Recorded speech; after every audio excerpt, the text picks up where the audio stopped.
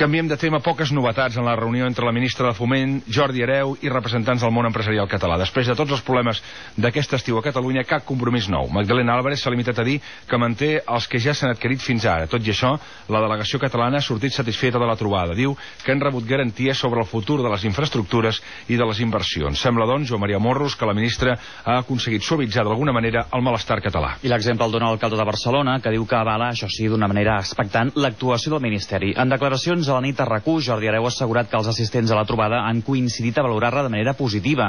Creu que ha servit per obrir una nova interlocució i que s'ha de mantenir en el temps. Sembla que és fonamental que diferents entitats que han tingut pronunciaments i anàlisis, jo crec que molt importants sobre les infraestructures de Catalunya, tinguin un encontre directe amb la ministra responsable de Foment. Per tant, en aquest sentit, el contacte directe, que jo crec que és l'inici d'un contacte que ha de ser fluid i sistemàtic en el futur, em sembla que en si mateix és important. Pel que fa a Rodalia Renfe, Jordi Hereu aplaudeix la feina que està fent des de Barcelona el secretari d'Estat d'Infraestructures, Víctor Morland. El mateix ha fet el president de la Cambra de Comerç de Barcelona, Miquel Valls. Posa bona nota a la reunió amb la ministra de Foment. Veiem per part del Ministeri de Foment, com he dit, una actitud positiva. El desplaçament del Víctor Morland, el secretari d'Estat, ha sigut valorat molt positivament per part de tots, i després el diàleg ha sigut molt constructiu. En la reunió d'ahir a Madrid, en què no hi havia cap representant del govern català, hi va haver un tema que va quedar aparcat, la gestió de l'aeroport del Prat. No es va debatre, però la delegació catalana va defensar la necessitat que el sector privat participi en la gestió juntament amb l'administració catalana i també amb l'Estat. Des de Barcelona, el cap de l'oposició, Xavier Trias, ha oferta a Jordi Hereu un gran pacte de la ciutat sobre infraestructures. El líder de Convergència i Unió diu que convé fer-lo per superar la greu crisi d'aquest estiu i per aclarir les inversions que cal fer. Tindrem temes per barallar-se, per discutir-se, però no ens podem passar 4 anys barallant-nos per infraestructures.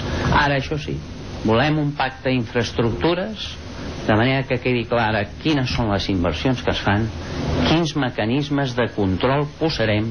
Trias considera trist que l'alcalde Hereu hagi avalat l'actuació de la ministra a l'hora d'afrontar els problemes de les infraestructures catalanes.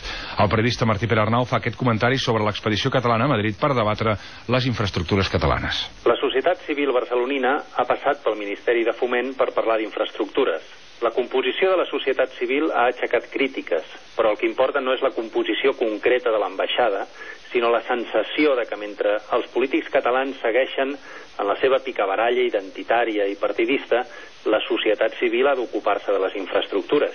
No és cert, però és la sensació que predomina, i no és una impressió positiva.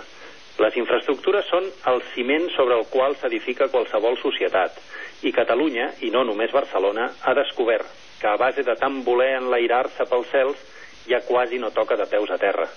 Ha estat un descobriment amarg per la ciutadania, i encara ho serà més si la classe política segueix als núvols, buscant responsables en lloc de trobant solucions.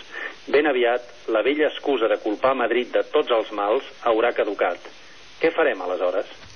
És el comentari de Martí Pere Arnau. Gràcies, Martí. Des de Madrid, la trobada deixa un bon regust de boca, segons l'opinió del periòdico. Jordi Saumell, bon dia. Bon dia. Malgrat el bon clima i la disposició a solucionar coses, el diari retreu, però, que no s'hagi concretat res i que no hi haguessin representants de la Generalitat en la reunió. El periòdico adverteix que la política del pedaç i de la improvisació ja ha tocat fons i que ara cal actuar amb decisió i amb diners. Sobre els problemes de Renfe, Quim Torrent escriu a l'Avui que des que Víctor Morland es va instal·lar a Barcelona, el servei de Rodalia no hi ha hagut cap problema important, i va ser ahir, justament quan Morland va marxar cap a Madrid, que un nou incident va trencar la bona ratxa. És per això que molts consideren Morland un talismà.